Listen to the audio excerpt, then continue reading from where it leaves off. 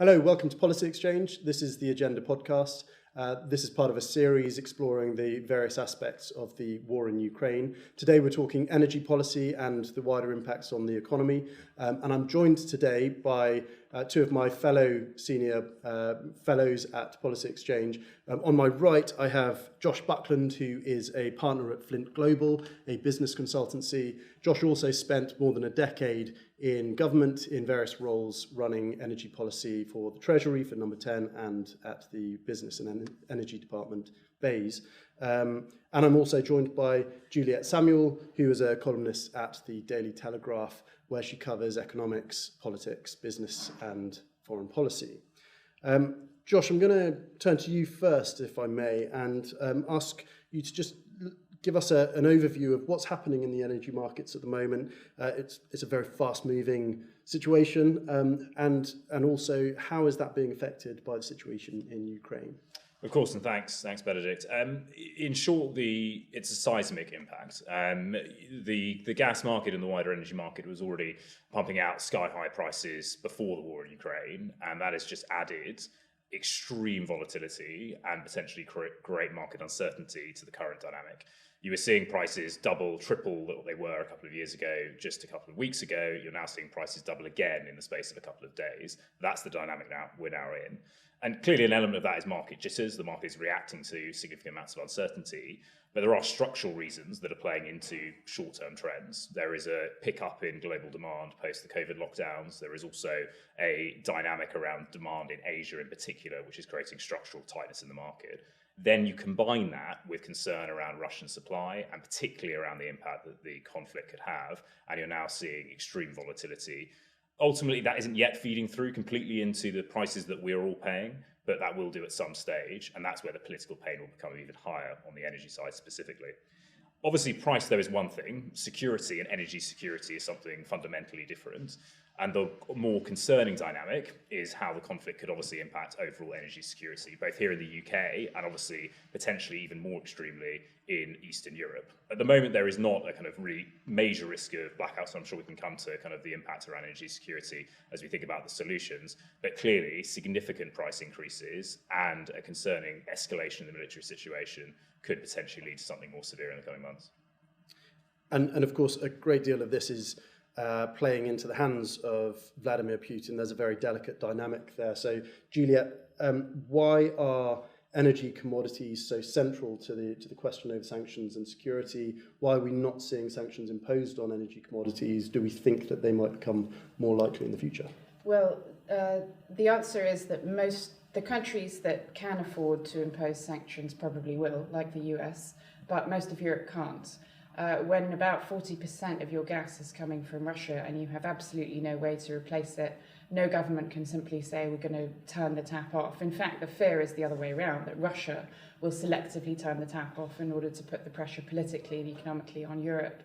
But it's not just gas. There's also a lot of metals come from Russia that are very important in industrial processes. There's also a lot of food and cooking oil that come from Ukraine and Russia combined. So we're seeing prices rise in both of those areas. But essentially, Europe simply can't afford to turn the gas off because they have no alternative.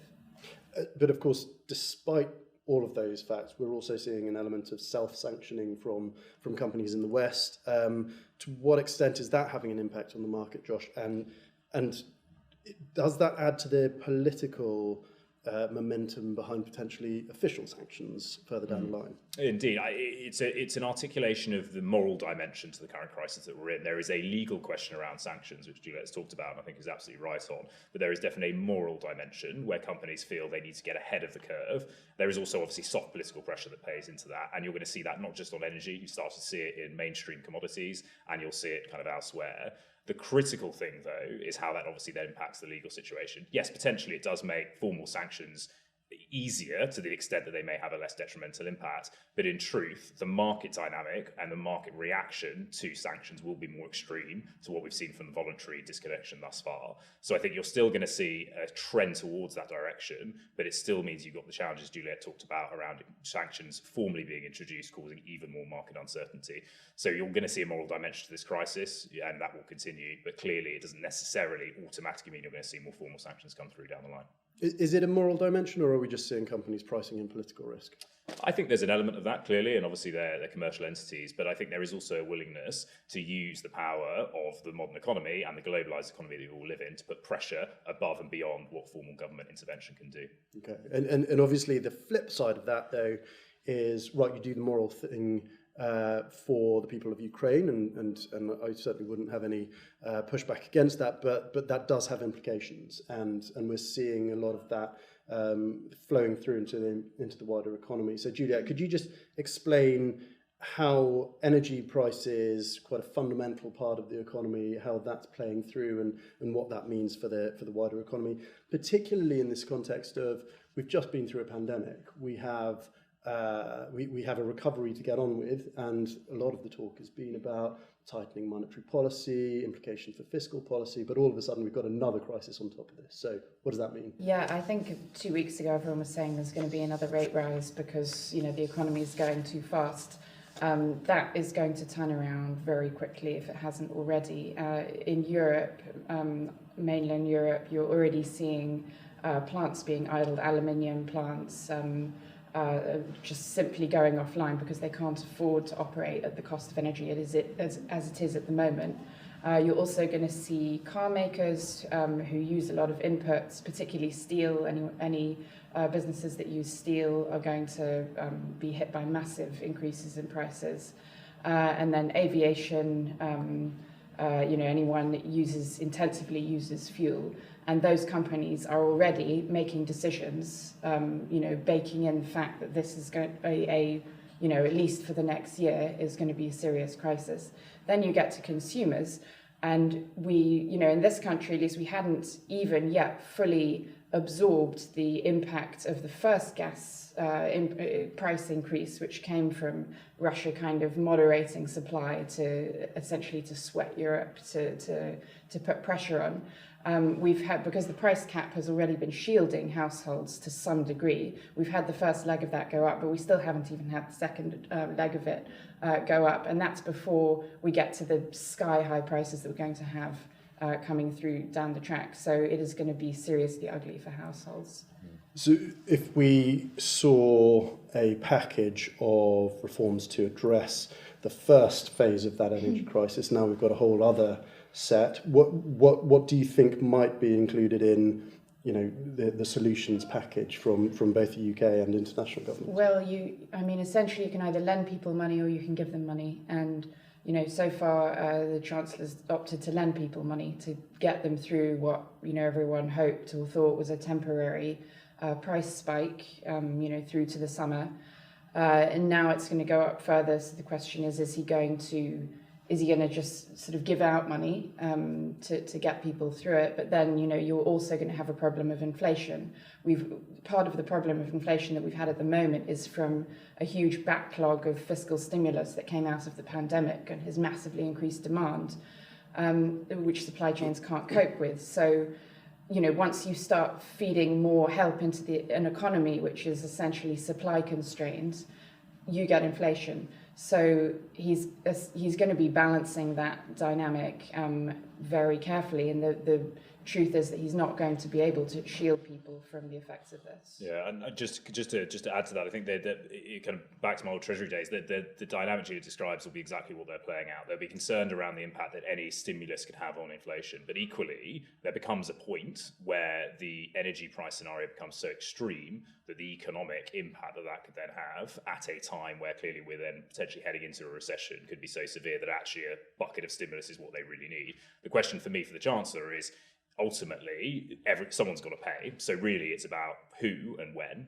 Ultimately, you may have a situation where There is a choice between households and business. There's also a question, as to Juliet says, as to whether you get future taxpayers to pay for this through additional borrowing, or you alternatively ask consumers to pay for it through some sort of rebate scheme. There's no easy choices, and there are kind of wider macroeconomic impacts that the Chancellor will be considering come the end of March.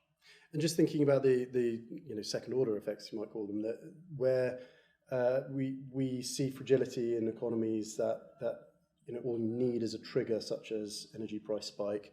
Can we play out some of those scenarios?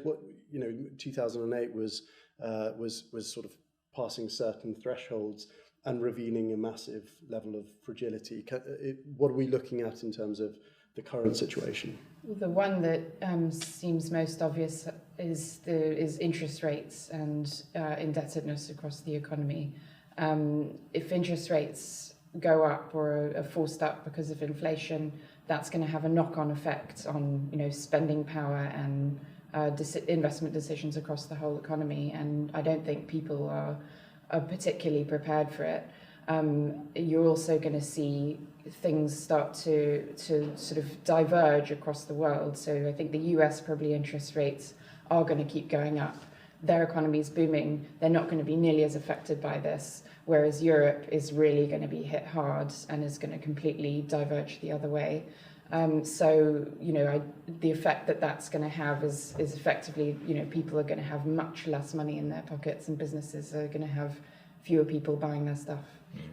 And I think the stagflation kind of doomsday scenario is obviously kind of the area that we all want to avoid, and that's the challenge for the Chancellor. The really interesting thing is on business investment, ultimately, and we saw this at the beginning of the COVID crisis. There was so much global uncertainty, businesses held back on investment for perfectly valid reasons, and clearly there is a risk that happens again as people look to see how the impact of this plays out over the course of the coming months. And that could obviously then add to the concern around economic growth stagnating, of which you're starting to already see. And in that world, clearly, as Juliet said, the areas that are most exposed are Europe and obviously potentially the UK, given our close interconnection to the European economy. And just zeroing back into the energy situation, the PM is looking at he has declared that in the next few days we should be looking for an energy supply strategy, very carefully calling it not an energy security strategy. But what, Josh, given your experience from Treasury, from Number 10, from Base, what would the PM and ministers be thinking about to go into that? Yeah, well, I think that there's no easy options to reduce reliance on Russian gas. That clearly is going to be the central theme of the strategy, and is not one I don't think any of us would disagree with. But there are no easy options in the near term. Clearly, accessing additional support and supplies from elsewhere in the globe is an obvious one. LNG cargoes potentially from the US, from other areas of the Middle East, for example. But there is a restriction to that supply, and there is already a great number of demands on it. There are potentially more extreme things you could look at, kind of getting another deal over the line with Iran, trying to unlock Iranian supplies. But again, that isn't an easy task, and it not necessarily will happen overnight. For me, the bigger options are in the medium term. So really what government can do is start to look at how it increases its indigenous energy production, which I'm sure we can kind of come to in terms of what that means in practice. But that clearly will take time. Developments, whether they be oil and gas, whether they be renewables, take at least a couple of years. There are things you can do to try and shorten that time frame, but there are no easy options. I think from what the PM said thus far, it seems to me there were three kind of key planks to the strategy. Firstly, reopening the discussion around domestic oil and gas production, thinking again and accelerating the renewables journey, and also potentially doing more on nuclear. For those who track the energy world, they'll realise that actually those aren't much different to what the government's current energy strategy is. It's more about, I think, rhetoric and tone and the way that it's positioned. And clearly the focus will be extensively on energy security and the opportunity to reduce our reliance on foreign imports as part of that. And of course, one of the big parts of the political debate that suddenly reared its head over the last few days has been Shale. The UK, during your time actually, Josh, was government policy to push Shale, to try and achieve it here in the UK, to achieve the same sort of energy revolution that the US has seen in recent decades. Juliet, is that going to happen? Is that going to help? And frankly, will Tory voters in the Shires accept Shale on their doorstep? Well, it was never Tory voters in the Shires who were opposed to it. It was Green protesters who stopped this from happening. There was some concern from local residents about disruption. I think personally, I think those could probably have been alleviated. The truth about shale in the UK is we don't know, because the investment that's gone into it so far isn't enough to tell us. There was a period at one point where everyone thought that shale in Poland was going to be a great prospect, and all the producers piled in, and then they discovered the geology just didn't work. So there could be loads under the ground in the UK and it works, that's extractable, or there could not be. But it's certainly something that could be determined very quickly, and that should be determined quickly, and that we should go all guns blazing, in my view, for that. And for the North Sea. North Sea production actually has gone up quite fairly significantly since 2013, and that could go up more, but it's probably not going to be revolutionary. And the same is true for other oil and gas prospects across Europe. There's some in the Eastern Mediterranean, there's some around Italy, but the big prospects for getting more gas into Europe are probably from the US or from Qatar. Both of which require, Qatar especially, contracts to be negotiated with a long view. And until recently, we were all treating gas as if it was some kind of pariah that we were going to phase out, within a few years. It requires a reversal of policy for, Qatar to make those investments. You've also got the potential for renewables, which in this country, I think, renewables have taken up quite a large share of the market already. In Europe, they haven't, and they can be quite quickly installed if the political will were to be there, and if that were to really be pushed. And then the third part is nuclear, which in this country, has been, frankly, a disaster of a policy. About a decade ago, there was a plan to replace all of our nuclear plants and potentially build more, and none of that happened. The government just decided not to finance it and not to push it. And if they wanted to speed that up massively, there's nothing that's going to happen in the next few years in that area, because it takes a very long time. But what I would like to see is a sort of emergency task force to say, how can we speed this up as much as possible, and what needs to happen? I'm not necessarily sure we see that at the moment from the government. Josh, are we going to see a ministerial dash for shale gas in the next few months? So as someone in government who kind of spent, for multiple chances of prime ministers, years trying to get shale off the ground, I think it's safe to say that it is not a quick fix. But I completely agree with Juliet. It hasn't really been tried at any scale really in the UK context. The issues are kind of legal and planning and community consent. Those are the challenges, in addition to then a kind of more immediate challenge around seismicity, that you'll all remember the earthquakes that kind of happened when it was previously done. That current framework implies that it will take some degree of time, kind of 10 to 15 years, to have a meaningful production volumes from UK shale in the event that you can navigate those areas.